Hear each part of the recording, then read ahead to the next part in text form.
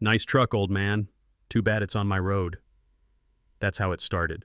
Not with a siren, not with a real reason. Just a smug voice over a crackling patrol car speaker, treating a dusty old pickup like it just rolled into enemy territory. The man behind the wheel, let's call him Miles Jefferson, he didn't flinch, didn't argue, just let out the kind of sigh that comes from carrying too many battles on your back. His silver-blue 1978 Chevy creaked as it rolled onto the gravel shoulder, kicking up red Carolina dust that danced in the afternoon heat. It was supposed to be a private trip, one last drive to the coast before the memorial service of a fallen friend. But peace is a luxury folks like Miles rarely get. He sat still, both hands resting on the wide, cracked steering wheel, eyes watching in the rear view as two state patrol officers stepped out. One was built like a vending machine, big, bloated, sunburned. Let's call him Sergeant Duke Mallory. The other, a young string bean of a rookie, looked like he still believed in rules, Officer Kyle Brooks. Mallory marched up like he owned the place, boots thudding on the gravel, arms swinging wide with authority. He didn't even crouch at the window, just towered over Miles with that I'm the law pose. Hands on hips, chin up. License and registration. No hello, no sir, just barked like he was checking livestock. Miles moved slow, deliberate. His glove box smelled like old tobacco and motor oil, his father's scent, still trapped in the air. He handed over the papers, clear and valid. The address? A cabin in Halifax County. Not the governor's mansion, even though, yeah, Miles was the governor. Just not today, not here. Today he was a son, a soldier, a man keeping a promise. Mallory glanced at the name. Miles Jefferson, huh? You lost, son? I'm heading to Port Ivory, Miles said evenly, for a memorial. Mallory snorted. In that getup, you look like a runaway welder. He tossed the documents back into Miles's lap, didn't even bother to hand them over. Then he pointed at a tiny crack in the windshield, so small you'd need to squint to even notice it. That's a violation. Safety risk. Gonna cost you. Miles nodded slowly. I'll have it repaired. Oh, you will, Mallory said with a smirk. But you're still getting a ticket. Unless... You got a reason I shouldn't write it?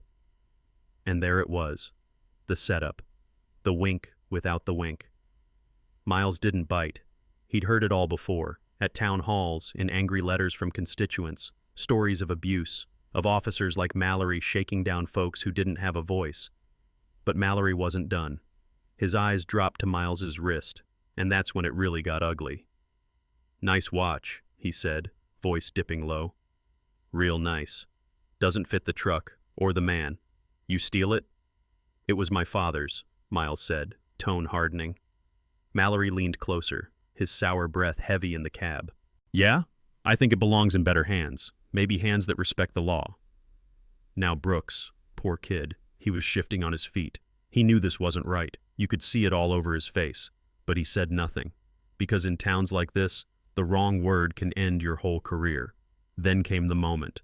Mallory ordered Miles out, threatened to drag him out. Miles could have shut it all down, said the title, dropped the I'm the governor bomb, but he didn't. Not yet. Because revealing who he was, that'd save himself. But it wouldn't stop guys like Mallory from doing this to the next man who couldn't call in a colonel.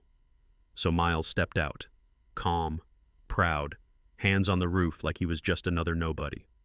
Mallory patted him down, rough and loud, like it was theater for the trees.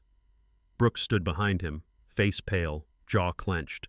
Then Mallory searched the truck, tossed papers, threw a spare shirt on the seat, kicked at the tarp in the bed. That's when he found it, a locked metal box. What's in here? He asked, suddenly hungry. Miles didn't answer. He just said, It's private. You'll need a warrant. Mallory's grin stretched wide, ugly. He had his excuse now. Obstruction, he barked. That's a felony. But Miles wasn't rattled. The box? It held a folded American flag, awarded to his best friend's father. Alongside it, his own medals, Purple Heart, Silver Star, the pieces of a life spent fighting wars the country barely remembers. And today he was carrying them to a final service for a man who'd once saved his life in the jungle heat of Cam Ron. Mallory didn't care. What he wanted was the watch. He leaned in, lowered his voice. Look, I'll forget the cracked glass. I'll forget this box. Just leave the watch. It wants to stay in North Carolina, you understand? And in that moment, the world got real quiet, like even the cicadas were holding their breath. Miles looked at him, really looked, and realized this wasn't just a bully. This was a man who thought power meant taking whatever he wanted, a man who'd done this before to people who couldn't fight back. And yeah, he could end it here with a title, but that wouldn't be enough. So he played along. He slipped the watch off slowly, held it in his palm. "If it'll help me get back on the road," he said softly. Mallory grabbed it like a starving dog, shoved it into his pocket, patted Miles on the shoulder like he was dismissing a servant. "Good boy," he said. Miles turned, calm as ever. "Before I go, could you call Colonel Warren Price on your radio?" Mallory froze. "Why the hell would I call the head of the highway patrol?" Miles straightened, his shoulders squaring, voice sharpening. "Because he'll want to know why one of his men just committed robbery on the governor of this state." Brooks blinked. Mallory laughed, then stopped. The truth hit him like a brick wall. The way Miles stood, the tone in his voice. He wasn't bluffing. "My name is Miles Jefferson," he said, "and you just stole from the wrong man." Brooks didn't hesitate. His hand shot to the radio. "Dispatch, this is Unit 247. We need a supervisor. Level 1. We are with Governor Jefferson." 15 minutes. That's how long it took for the entire sky to fall. 2 cruisers, a black Suburban, and a highway patrol chopper landed in the tobacco field across the road. Out stepped Colonel Warren Price, gray hair gleaming, eyes locked on Miles as he saluted. "Are you all right, Governor?" "I'm fine," Miles said, "but your patrol's got cancer." Price turned to Mallory, his face thundered. "Sergeant Mallory, do you know what you've done?" Mallory stuttered, sweating, pleading, but it was over. "The heat made me do it," he mumbled. Miles shut it down. "The heat doesn't make a good man steal. It just shows who he really is." He ordered a full investigation. Every stop, every dollar, every trinket Mallory had taken. Mallory didn't beg. He just stood there, pale and silent, as they handcuffed him and walked him to the cruiser. When the dust settled, only 3 men remained: Miles, Colonel Price, and young Brooks. Miles walked to the rookie. Brooks looked down, ashamed. "Governor, I'm sorry. I should have said something. I was scared." Miles nodded. "You were scared. But when it counted, you chose the right side. Don't forget that." Then he turned to Price. "Protect him. He's the witness. He could be a good cop, if we don't let this system eat him." Price nodded. "I'll make sure of it." Before leaving, Price handed Miles the watch, cleaned, wrapped in a white handkerchief. Miles slipped it on, its weight like a familiar friend on his wrist. He got back in his truck, checked the flag and medals. Still there, still folded, still sacred. The V8 engine coughed, then roared to life. He rolled down the window, gave one last look at the men behind him, one broken, one reborn, and said, "It's not about what he did to me. It's about what he's done to those who couldn't speak up. That's the real crime."